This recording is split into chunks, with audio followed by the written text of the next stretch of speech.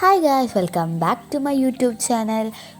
ഞാനിപ്പോൾ നിൽക്കുന്നത് കേരളത്തിലെ കാസർഗോഡ് ജില്ലയിലെ പൂവിക്കാനത്തടുത്തുള്ള മുള്ളിയാർ ഗ്രാമത്തിലാണ്. മല്ലം ശ്രീ ദുർഗാ പരമേശ്വരി ക്ഷേത്രം സ്ഥിതി ചെയ്യുന്നത് ഇവിടെയാണ്. നൂറ്റാണ്ടുകൾ പഴക്കമുള്ള ക്ഷേത്രമാണിത്. ഈ ക്ഷേത്രത്തിലെ പ്രധാന പ്രതിഷ്ഠ ദുർഗാ പരമേശ്വരിയാണ്. മഹാരാഷ്ട്രയിലെ കരാടെ ബ്രാഹ്മണനാണ് ഈ ക്ഷേത്രം നിർമ്മിച്ചത്. മല്ലം ക്ഷത്രിയർ ദാനം ചെയ്ത സ്ഥലത്തിലാണ് ഈ ക്ഷേത്രം നിർമ്മിച്ചിരിക്കുന്നത്. മല്ലം ദുർഗാ പരമേശ്വരി ക്ഷേത്രത്തിൻ്റെ പ്രത്യേകത ഭക്തർക്ക് ഭക്ഷണം വിതരണം ചെയ്യുന്ന ദിവസേനയുള്ള അന്നദാനമാണ്. ചൊവ്വ, വെള്ളി ദിവസങ്ങളിൽ ക്ഷേത്ര പരിസരം ഭക്തരാൽ തികഞ്ഞിരിക്കും. സത്യനാരായണ പൂജയ്ക്കായി ഒരു ഭക്തൻ താമസിച്ചാൽ രാവിലെ 5:40 മുതൽ വൈകുന്നേരം 6:30 വരെ ബസ് സർവീസ് ലഭ്യമാകുന്നതാണ്.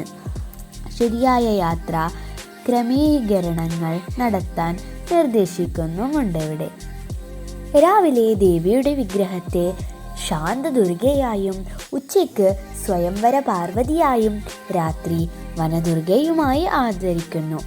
ഫെബ്രുവരി അല്ലെങ്കിൽ മാർച്ച് മാസങ്ങളിൽ ഇവിടെ നടക്കുന്ന വാർഷിക ഉത്സവം ഒരു പ്രധാന ആകർഷണമാണ്. ഉത്സവങ്ങൾ 7 ദിവസം നീണ്ടു നിൽക്കും. ചൊവ്വ, വെള്ളി ദിവസങ്ങളിൽ ക്ഷേത്ര പരിസരം ഭക്തർ കൊണ്ട് തികഞ്ഞു നിറയും.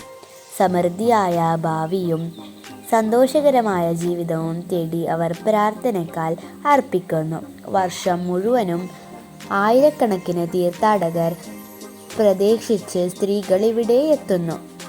കാസർഗോഡിലെ പ്രധാന വിനോദസഞ്ചാര കേന്ദ്രങ്ങളിൽ ഒന്നാണ് ഈ ക്ഷേത്രം. കേരളത്തിലെ പ്രശസ്തമായ ഇതിഹാസമനുസരിച്ച് ദുർഗാദേവി ദാരുകൻ എന്ന അസുരനെ വധിച്ചു. ഇന്ത്യയിൽ മറ്റിടങ്ങളിൽ അവൾ വധിച്ചത് മഹിഷാസുരനെയാണ്. ചണ്ടാമുണ്ട എന്നീ 2 അപകടങ്ങളായ അസുരന്മാരെ ദുർഗാ പരമേശ്വരി ദേവി അവസാനിപ്പിച്ചു. ഭൂമിയുടെ ശക്തിയുടെ അവതാരമാണവൾ. ഭൂമിയിൽ നിലനിൽപ്പിന് സഹായിക്കുന്ന ദിവ്യശക്തിയാണിത്. അതിനാൽ ശിവന്റെ ത്രിശൂലം, കുമാരൻ്റെ കുന്തം, ഇന്ദ്രൻ്റെ ഇടിമിന്നൽ, വിഷ്ണുവിൻ്റെ ചക്രം, ഗദ എന്നിവയാൽ അവൾ ആയുധമാക്കിയിരുന്നു. ദേവിയുടെ അതിശയിപ്പിക്കുന്ന സൗന്ദര്യത്തിൽ ആകൃഷ്ടരായ ചന്ദനും മുണ്ടനും അവളെ വിവാഹം കഴിക്കാൻ ആഗ്രഹിച്ചു. ദേവി വളരെ കോപത്തിലായി അവരെ തൽക്ഷണം വികൃതമാക്കി. മനുഷ്യശാസ്ത്രത്തെ അവരാൽ പിന്നെ ഇവിടെ നവരാത്രി ആഘോഷം വളരെ ഗംഭീരമാണ്. നവരാത്രി ദിവസങ്ങളിൽ നിരവധി ഭക്തർ എത്തുന്ന ക്ഷേത്രം കൂടിയാണ് മല്ലം. നവരാത്രി ദിവസങ്ങളിൽ എല്ലാ ദിവസവും വിശേഷാൽ പൂജകളും നവമി ദിവസം ചണ്ഡികാ ഹോമവും ഇവിടെ നടക്കാറുണ്ട്. കർണാടക ജില്ലയിലെ നിന്നുള്ള നിരവധി ഭക്തരാണ് ദിവസവും ക്ഷേത്രത്തിലെത്തുന്നത്. കൊല്ലൂർ മൂകാംബിക ക്ഷേത്രത്തിലാണ് നവരാത്രി ആഘോഷം അതിൻ്റെ സകല ഐശ്വര്യങ്ങളോടും നടത്തുന്നത്. പക്ഷേ ദുർഗാ സങ്കല്പത്തിൽ കേരളത്തിൽ സ്ഥാപിതമായ ക്ഷേത്രങ്ങളിൽ നവരാത്രിക്ക് പ്രാധാന്യമുണ്ട്. എല്ലാ വർഷവും 5 ദിവസത്തെ മഹോത്സവം ഇവിടെ നടക്കാറുമുണ്ട്.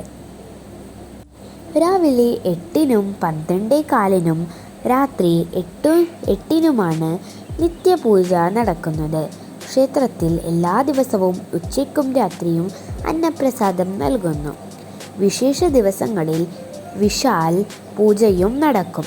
കാസർഗോഡ് ടൗണിൽ നിന്നും ചെർക്കള വഴി 14 കിലോമീറ്റർ ദൂരമാണ് മല്ലം ക്ഷേത്രത്തിലേക്കുള്ളത്. പുതിയ ബസ് സ്റ്റാൻഡിൽ നിന്നും ക്ഷേത്രം വരെ പോകുന്ന ബസ് സർവീസുകളുമുണ്ട്.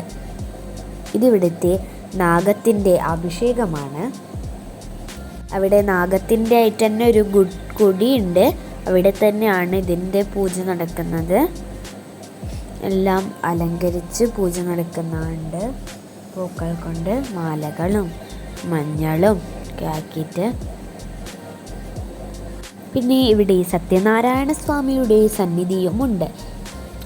എതിർവശത്ത് സംസ്കാര മണ്ഡപം ഉൾക്കൊള്ളുന്ന വിധത്തിൽ ചുറ്റമ്പലവുമുണ്ട്. ക്ഷേത്രത്തിൻ്റെ അകത്തുതന്നെ വടക്കുഭാഗത്ത് ജടാധാരി തെയ്യത്തിൻ്റെ സാന്നിധ്യവുമുണ്ട്. പ്രധാന പ്രവേശനത്തിൽ ഇരുവശങ്ങളിലുമായി പഴയ രാജഗോപുരത്തിൻ്റെ കീഴിൽ വിശ്രമമണ്ഡപം നിർമ്മിച്ചിട്ടുണ്ട്.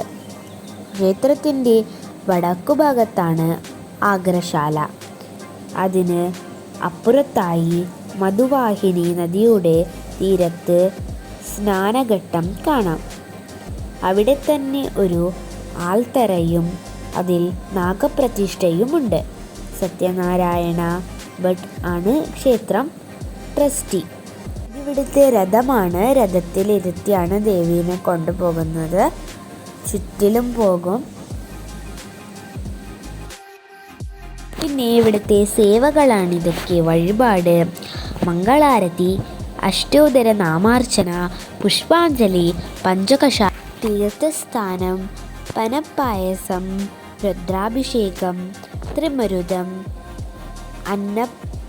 പാൽപായസം, നാഗാഭിഷേകം, കാർത്തിക പൂജ, വിദ്യാരംഭം, ദുർഗാപൂജ, പുഷ്പപൂജ, സർവാസേവന, 5 തേങ്ങാ പായസം, ഒരു നേരത്തെ പൂജ, സർവാലങ്കര പൂജ, സത്യനാരായണ പൂജ, ദീപാരാധന, വിശേഷ മഹാപൂജ, ഇങ്ങനെ തുടങ്ങിയവ കുറേ പൂജകൾ ഇവിടെയുണ്ട്.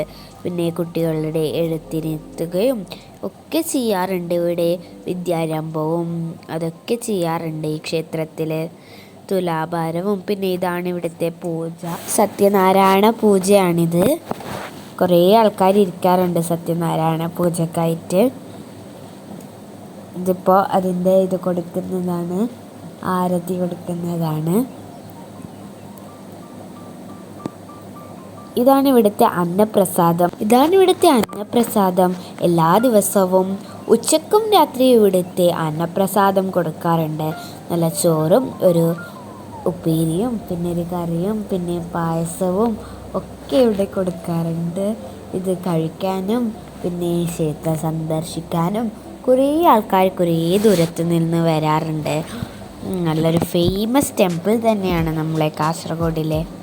ഇതാണ് മഹാപൂജൻ്റെ ആരതിയാണ്. ഇതിവിടുത്തെ യക്ഷഗാനയാണ്. പിന്നെ മല്ല യക്ഷഗാനം എന്ന് പറഞ്ഞാൽ ഫേമസ് ആണ്. അല്ല, പേര് കേട്ട യക്ഷഗാനം തന്നെയാണ് മല്ല യക്ഷഗാനം. ഇതാണ് ഇവിടുത്തെ ദേവി, ദുർഗാദേവി. അപ്പോൾ ഇനിയൊരു നല്ല വീഡിയോ ആയിട്ട് ഞാൻ ഇനിയും വരുന്നതായിരിക്കും. എല്ലാവരും ചാനൽ സബ്സ്ക്രൈബ് ചെയ്യുക, വീഡിയോ ഷെയർ ചെയ്യുക. എല്ലാവരും ഇങ്ങോട്ട് വരാം. അപ്പോൾ ഓക്കെ, ബൈ.